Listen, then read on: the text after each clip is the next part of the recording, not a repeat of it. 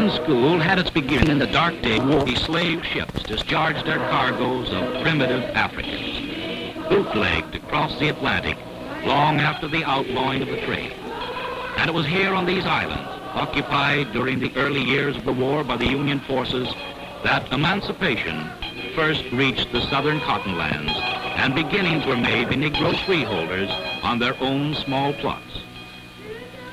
A great human responsibility developed from the freeing of these simple, carefree, dependent people, wrest from their native life and marooned in ignorance under slavery. Freed, they had to be taught how to live as free men.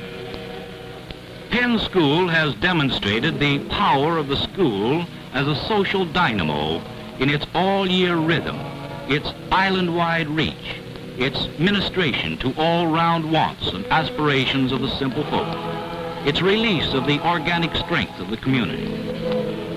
It is making good citizens, intelligent, self-supporting families. For at Penn School, education is literally preparation for life, practical life, in which hunger of the mind, soul, and body are very real considerations. These are the people of the Sea Islands, deeply religious, happy, industrious, good citizens, who look upon Penn School as having brought to them the first true emancipation of the Negro race.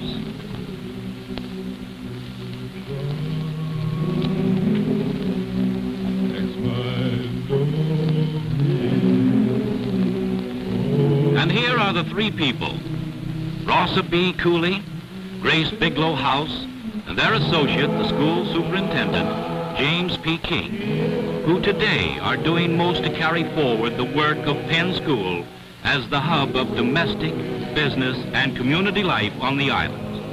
An adventure in practical education which is being felt throughout the state of South Carolina, the nation, and the whole world, that also is playing a great part in pointing the way to the sound solution of the growing interracial problem. Yes, 3 generations ago, this was a typical evening scene on one of the more lonely beaches in the Sea Islands. Souls torn from their native land, separated from their families, herded into vile-smelling, bootlegging slave ships for the long voyage to America. Disease bred in the filth of their impossibly crowded quarters, often thinning their ranks to less than half the number before seeing land again. Then, chained together like wild beasts, beaten and driven by heartless overseers, they staggered onto dry land again, bondage, to work long hours in the fields of great Sea Island cotton plantations that made these islands famous. Women as well as men worked the long hours in the field. But these were a stalwart people. This woman, for instance, who wears a cord around her hips to give her strength.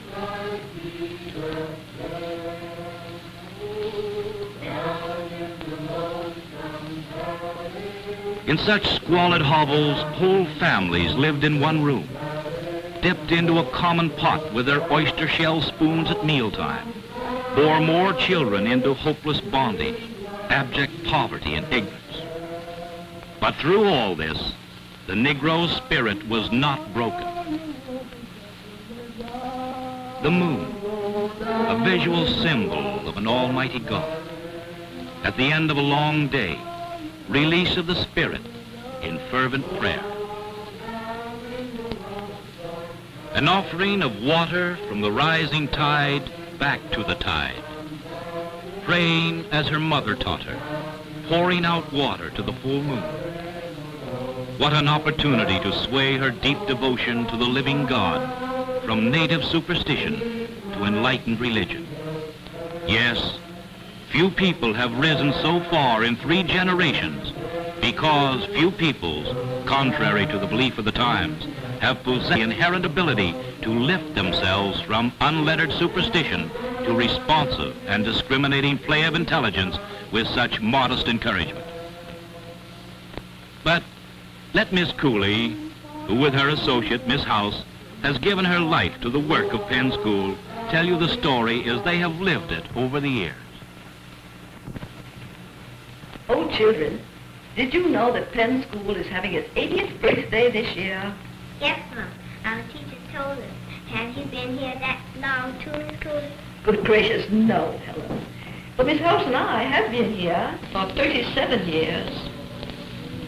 Oh, yes, there have been some big changes since then. Before the new schoolhouse was built, there was one little rambling building.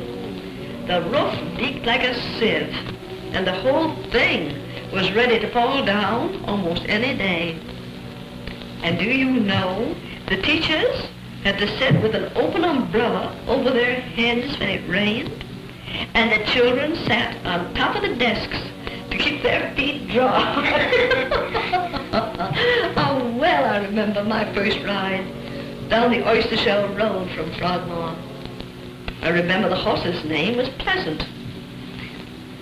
Uncle Sam was sitting there weaving his shrimp nets, as he has for so many years, and two little boys were watching him. One of them looked very much like you, Moses. As we came up, the smallest boy said, Uncle Sam, how old are you? Oh, I ain't know exactly. I know I've been doing man's work when first gun shoot. I was born a slave. I remember getting flogged till I couldn't stand it no more. Then I run off into the bush. Then the soldier come and Marshal Lincoln make me free. I see a heap of trouble on the island after that, too. I'd see the big wind come and the tidal wave and knock over the houses and drown the people. I remember when the fever come and the smallpox and the people fall down dead in the fields. Then come the drought and done kill all the crops. I see folk so hungry and weak they can't walk, and the well so low, nothing but mud water for drink. And then the bull evil come and eat up all the cotton crop. But we just trust and Master Jesus take care of we children and work hard, and the bad time go away and the sun shine again on we. We ain't got much dollars and cents, but we heart is full of the Lord, and the body is free. From the beginning, Penn School has been a school for all the people, grown-ups and children alike. For in the words of the great friend and educator of the Negro people, Dr. Purcell, here truly are taught things of the hand, the mind, and the heart. This bronze plaque displayed on the front wall of the community house at Penn School in memory of Dr. Purcell's inspiration and help to the school in one of the most critical periods of its existence is symbolic of the aspirations of the whole Negro race.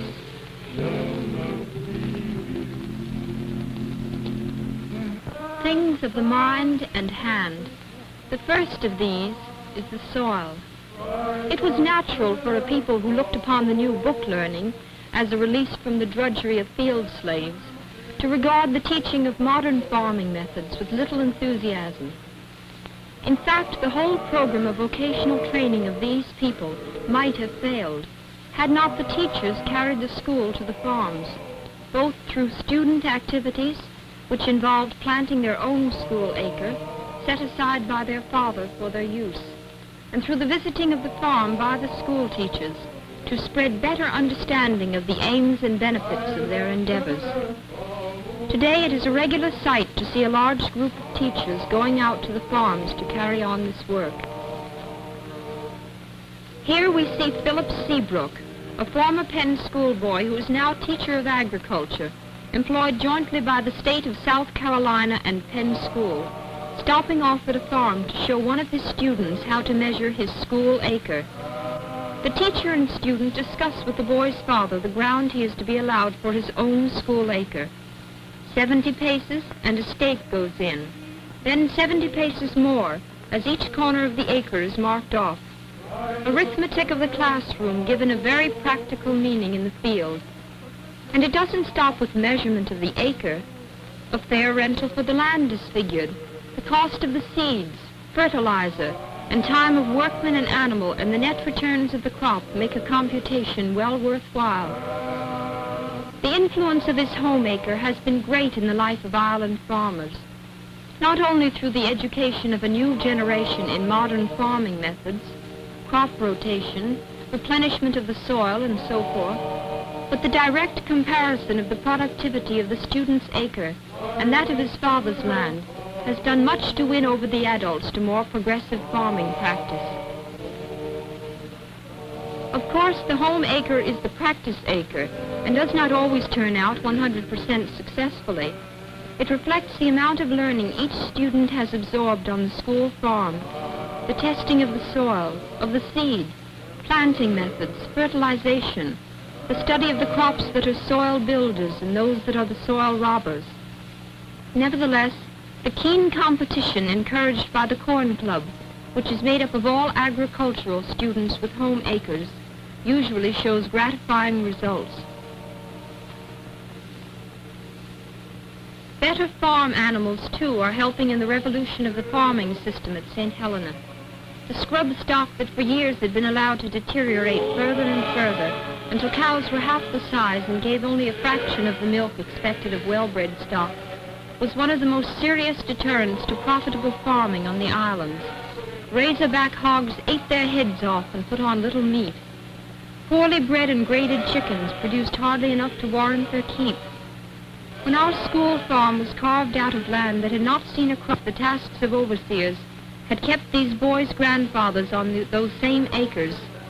A Penn School trustee sent a purebred bull down to the school, and we began to build up a small herd of cattle.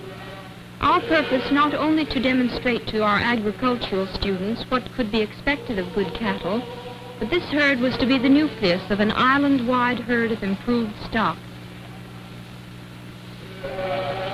Here we see the marked contrast between the typical scrub cow of the islands and the well-bred replacements that are now being introduced onto more and more St. Helena farms each year.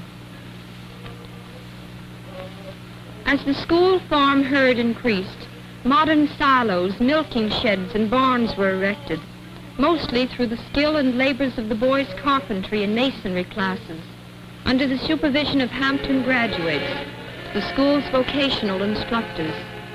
The oyster shell concrete work going forward to song and laughter as the boys often used their own ox carts to carry sand and oyster shells from nearby rivers and the oyster canneries. The carpentry work ringing with favorite spirituals punctuated by staccato hammer blows. Building for the future is the spirit of school and people of the islands. Building better citizens, better families, better farms, better stock, a better life. And this building for a better life begins early in life at Penn School. Meet Henny Penny. She teaches the mysteries of the chicken and the egg to 5- and 6-year-olds. Thus is the child's farming begun. They feed Henny Penny grain and green stuff and water. They count the eggs she lays. They learn how to keep her healthy and well. They watch her set upon her eggs and hatch her chicks for a new generation of Henny Pennies. And most of all, at their early age, they catch the full significance of her name. Henny Penny is an important source of food and income for the island people. Then tiny heads, weary with the weight of learning, succumb to the Sandman at nap time. Each has a mat to spread upon the floor. They sit upon their mats and sing their favorite lullaby until one by one they rest their little heads in blessed slumber.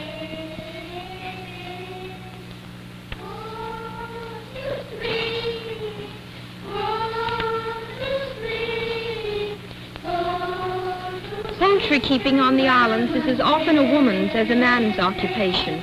Hence, the young girl's vocational class studies the methods as well as the economics of chicken raising, carries forward the early education that built honest respect for Henny Penny and all her tribe. At the school farm, poultry is a subject of major importance for the young farm students.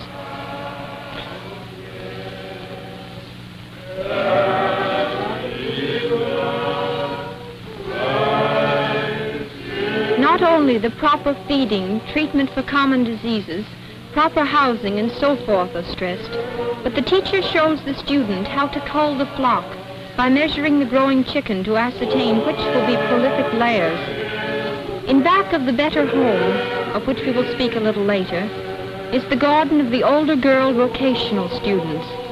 Here again, the house garden is the woman's province, to raise vegetables, not only for the table, but for preserving for the household's wintertime needs. Preparing vegetables for canning is under the direction of the school's home economics instructor, who also instructs in the cooking and serving of meals in the better home.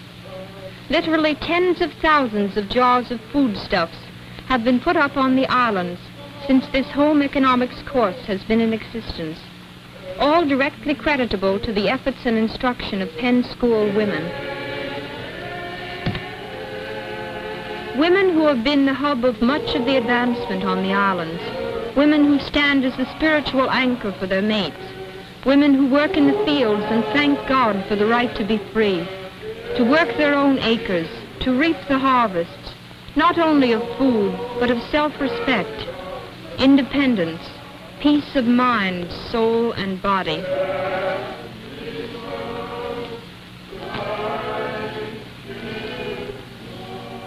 Give us this day our daily bread. Things of the mind and hand. A decadence in all handwork on the islands had been an unforeseen byproduct of emancipation. Trained skills of the slaves were lost. The freedman, as we have seen, longed for the book to take the place of all labor, and in the course of half a century it had come to pass that practically all the farm repair work was carried to nearby Beaufort or to Savannah. When soon after my arrival, I heard a white friend say of the island boys that he had never seen such a total lack of mechanical skill, that nearly all who attempted to unscrew a nut naturally turned it to the right. I wondered why they shouldn't, considering that they had never had an opportunity at school or at home to loosen nuts or struggle with any mechanical appliances. If the farm were to come to school, surely the farm tools and home necessities should have a place in the school curriculum. And so the school shops became another branch of our vocational training. Our Cope Industrial Building was the first large structure built by the islanders themselves, built to celebrate the 50th anniversary of the founding of Penn School. From all corners of the island came the wagons, plows, and other farm tools to be mended at the new Cope shops, often the boy who mended the tool taking it home at night. Down the oyster shell road anew went closer connection between school, farm, and home. Not only did the blacksmith shops mend the tools, the carpenter shop took its important place in the scheme of life, the young carpenters sharing in the building of many of the better homes for the islands. All the work in these shops has been teaching the real things in life. Tools have joined the pens and pencils of the classroom. The young farmers have moved up from the primitive hoe to the mowing machine. The thresher and the tractor and the school shops have kept pace with the proper maintenance of these machines. They are learning welding. They are learning how electricity should be handled through practical experience in electrical maintenance work at the school. They are learning how to run a water system, the incubators, and how to crush the sugar cane and make cane syrup. The young cobblers and harness makers have been repairing shoes to keep hundreds of children in school. They have seen the transformation from crude leather straps mended with strings to the best grade of harness. Upholstering is also an activity in the Cope Industrial Building. It must be kept clearly in mind that Penn School is not merely an agricultural school or a trade school. All of the less novel but equally essential academic subjects are taught and form the backbone of the child's education. The farm and the shops play their part in equipping the boys and girls for life in the country with ideas of leadership in homemaking, farming, and those who go off island are better prepared to meet the realities of life if they have been meeting them all through their school course. When the great hurricane and tidal wave visited the Sea Island several years ago and caused so much loss and suffering among the people, the Red Cross and the government stepped in to help them onto their feet again. One of the activities being carried on at that time was the making of mattresses from materials supplied by the government and fabricated by native islanders. The craft, inaugurated in this manner, has been continued. More than 1,200 of these mattresses have been made to date at Penn School from fresh, sweet, snowy cotton, beaten into downy fluffiness by willing and experienced hands. The girls' sewing class is of major importance in island life, for here these girls not only are taught the fundamentals of sewing, so essential to any home, but they are shown how to make useful things from what otherwise would be wasted materials, salvaging, dyeing, and remaking old dress materials into new garments, the making of rag rugs and draperies from dyed flour sacks, and so on. It is the economy of the islands that everything must serve some useful purpose, for with so little money income on the one hand, and a people with an instilled, earnest desire for better living on the other, only by great ingenuity can both ends be made to meet. One of the first classes to be started on industrial work was a class of boys who had learned to weave the island baskets.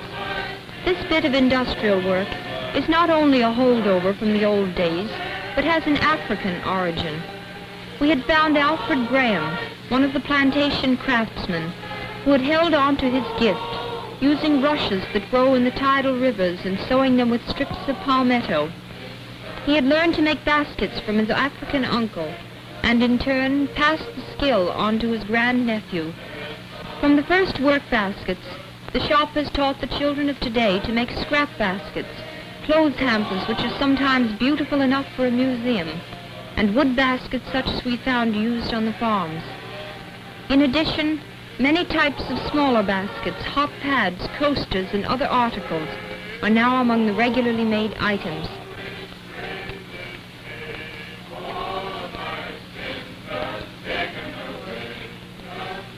The boys carry through the whole operation from the gathering of the reeds, an excursion all look forward to the final weaving of the baskets.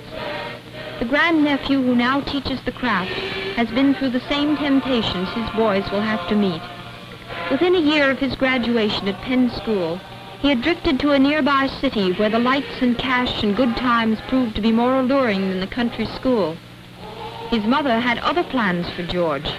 She followed him off island, and her determination resulted in the boys developing into a graduate teacher at Penn School, with all the feeling for the beautiful craft and all the pride of his old African ancestors in its standard being maintained. Typical of the effects of the campaign for better homes on the islands are such homes as Orchard Cottage, which, like many of the school buildings, have been the products of the boys' carpentry classes and graduate island students. It all started when a letter came from Washington asking us to join in the national movement for home improvement, and a new thrill was given to the very common tasks of women on our islands. The outline sent gave us all the suggestions, and these young Negro men and women who had heard their own grandparents tell of that not too far away time when individual family life on the islands was unknown, furnished and exhibited a cottage which, in the first year's national campaign, won third prize in competition with 961 other communities. In the furnishing of this better home was learned by economic necessity how something could be made from nothing: boudoir chairs from barrels, dressing tables from old packing cases, rag rugs from old stockings and other material scraps, cribs and cradles from crates, draperies from dyed and appliqued flour sacks. The next year, their efforts won second prize. Since then, we have gone on year after year, and always has come the letter from Washington, two from the President himself, bringing some news of honorable mention or some award, and this has served to deepen interest. But the winning was the lesser of the goods wrought by the campaigns whose influence has put a stamp on hundreds of island homes. And not all of the benefits of home projects were of material nature. The dinner and recreation hours for the young people, under the elevating influence of superior surroundings, taught almost unconsciously those lessons in amenities needed in every home. Public health on the islands has improved steadily with the enlightenment of the people. And when Dr. Bailey, a Penn School student and later a Howard graduate, dared to inaugurate the practice of medicine on the islands, he came not only as a physician, but as a missionary to inspire new confidence in modern medicine among his people, to teach health as well as to minister to the sick. A measure of the success of his work is found in a survey made under Dr. Thomas J. Woofter, Jr. of the Research Department of the University of North Carolina, which showed our infant mortality rate on the island to be 48 per 1,000, lower than the average the same year in the 23 largest American cities. And speaking of public health, one of the activities which has done most to offset the former detrimental superstition of the islands, that of the fear of night air, which previous to screening brought the malaria mosquito, has educated the people that air is a paramount necessity to health. An interesting science class experiment shows what lack of oxygen will do to a flame, likened to a human life itself. In the miniature house, plugged windows and other ventilation means smother the flame of candles, put them out like human lives. The effect of this lesson has been great on island inhabitants. But all the activities of the school are not serious. Young boys and girls who have the native African urge to dance express themselves in folk dances that have been developed over the years into historic displays of the inherent rhythmic art of these people, such as this dance which celebrates the harvest of the cotton crop. The great desire for learning evidenced in the very beginning, when newly freed slave men, women, and children flocked into the school singing the old plantation spiritual, "I would like to read, like to read, like to read that sweet story of old," is characteristic of the devotion the island people have always had for Penn School. In the early days, the children often came to school weary before the school tasks could begin, the boys and girls having walked from 1 to 9 miles to get there, or having rowed up the tidal rivers. In time, our school has met that problem, too, by providing buses called chariots, which are sent to certain rallying points to shorten the too long journeys. Penn School being primarily a day school, these buses take the place of dormitories in a measure, and children continue to be a sort of rural newspaper as they carry the news from school to home every evening.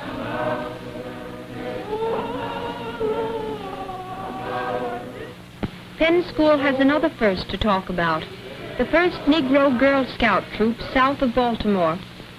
Here, in true Scout fashion, is taught character and morale, sugar-coated with plenty of plain, ordinary fun.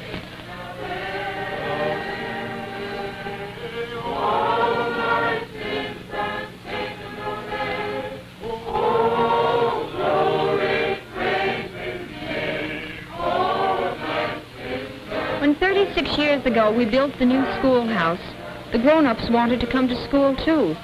Mothers and grandmothers made up the first adult groups. They called themselves the community class. This weekly connection with the school has made them a link with the whole island. They do not come just to get for themselves either, for as they sing the island spirituals, they sew busily on quilts which will find the way to some home where there is great need. In their words, someone is worse off than we. And while we're talking about the older people, In our praise house is found the simplest form of the Christian religion I have ever seen. On every one of the old plantations, you will come across a tiny building furnished with rude backless benches and a leader's stand in front. In slave days, these praise houses served as places for religious meetings, every Tuesday, Thursday, and Saturday nights. These praise houses, conveniently located on the old plantations, were used when it was not easy to travel over country roads in the dark, and the churches were used only for the midday Sunday services. Let us look in for a moment on their service.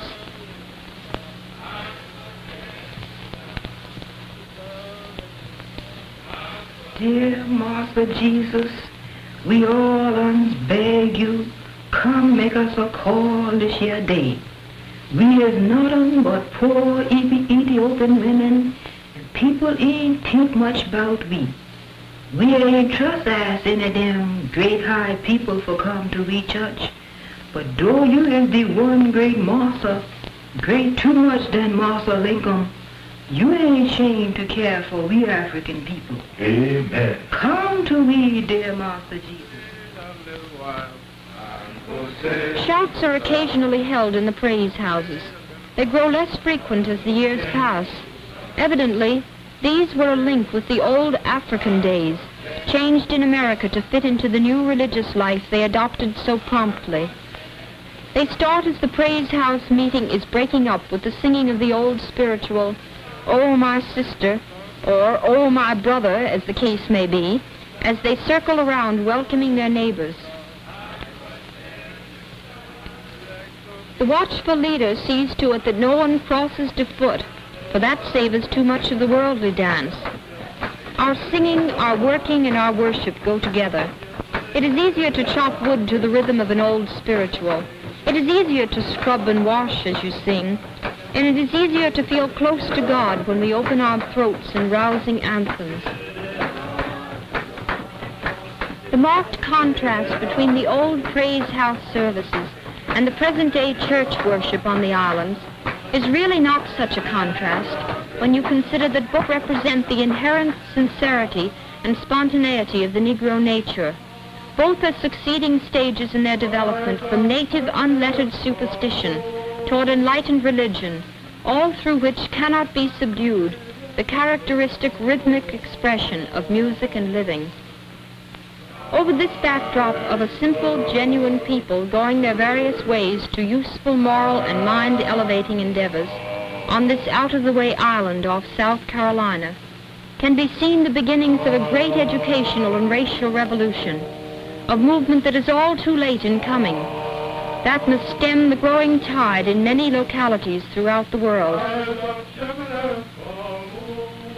It is noteworthy that Penn School has come to the notice and study of educators and governments of almost every oppressed, backward, or underprivileged people of the globe.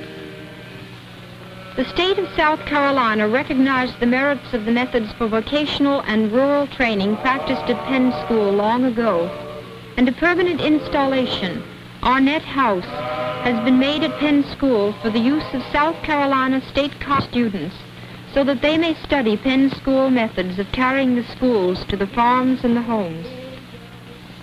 The General Education Board of New York and other educational foundations are interested in Penn School as a standard bearer in Negro education. A map hangs in our house which shows most of Europe, Asia, and Africa, and into this map are stuck different colored pins that dot the many, many places from which notable people have come to observe Penn School methods and to carry their lesson back to their own country. And no one knows as well as the people of the islands themselves what Penn School has meant to them, to their fathers and their fathers' fathers, who have traveled the long and often hopeless road to new horizons for themselves and the whole Negro race. Heaven, we thank thee for the gift of thy darling Son, Jesus, through whose suffering, death, and resurrection we have been redeemed from the power of sin. We thank thee for our principals and instructors who are giving their lives for the education of our children. We thank Thee for this school, which is the light. It is the bridge over the Red Sea into the promised land for our people. It is the Moses, and it is the pillar of cloud by day and the pillar of fire by night. O Lord, bless the friends of the school whose spiritual and material help has made it possible to carry on this great work for more than 80 years.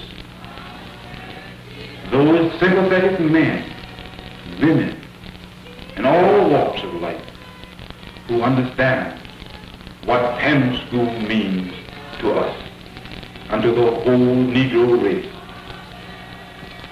O Lord, we pray that their health will continue and the number of our friends increase, for there is much yet to be done.